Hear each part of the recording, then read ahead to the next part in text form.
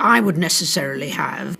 It is a moment where you need to have that discussion. The monarchy provides with the Constitution and to. The king's final wish is out, and it's a royal death sentence for Prince Harry.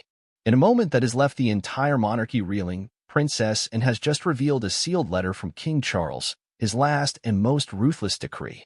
According to the shocking contents, Prince William will be named sole heir, while Prince Harry is to be completely cut off, stripped of titles, royal duties, and any claim to the crown's legacy.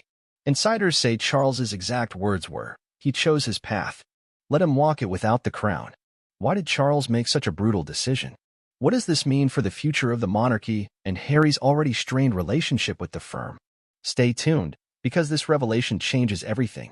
Before we continue, please hit the like button, subscribe to the channel, and turn on the notification bell for updates. It was supposed to be a quiet morning at Sandringham. The estate was calm, blanketed by a dense English fog that wrapped itself around the gates like a secret refusing to let go. Inside, there was no fanfare, no ceremonial guard, just silence. And then, a lone car pulled up to the estate's inner courtyard. Princess Anne stepped out, expression unreadable, jaw locked in something between duty and sorrow. Clutched in her hand was a single sealed envelope embossed with the royal crest of the crown. That envelope, carried under the watchful eyes of two senior aides and delivered to the office of the Privy Council, would set off the single most explosive royal reckoning in decades. By sunset, the headlines were everywhere. The king's final wish had been made public. Prince William would inherit everything. Prince Harry, once beloved, then scorned, would be left with nothing. No estates, no titles, no financial privileges, not even ceremonial recognition. The king's words were chilling in their finality. He chose his path. Let him walk it without the crown. This was no tabloid rumor, no unverified leak. This was a confirmed royal decree, issued just days before King Charles's most recent hospitalization and released by Princess Anne herself in what the media now calls the Windsor disinheritance. The world was in shock, but no one more than Prince Harry. Moments after the news broke, Prince Harry, tucked away in Montecito, was seen pacing outside his California estate, speaking urgently into his phone. A drone photo captured him standing still, frozen mid-conversation. Insiders say he was blindsided, neither informed, consulted, nor warned. One source said he received no call, no letter, no advance notice. Only the echo of his father's last decision broadcast across the globe. But how did it come to this? How does a king, once photographed holding his youngest son's hand at Princess Diana's funeral, end his reign with a line so cutting it sent shockwaves through the Commonwealth? To understand this moment, we must go back.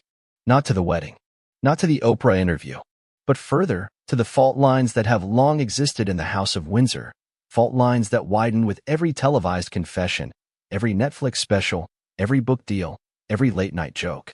What we are witnessing now is not simply a rift between father and son. This is a deliberate, strategic act of severance, a monarch's final chess move in a game that's gone global. At the center of it all is Princess Anne, known to the British public as the no-nonsense royal, the quiet enforcer, and the iron-willed daughter of Elizabeth II.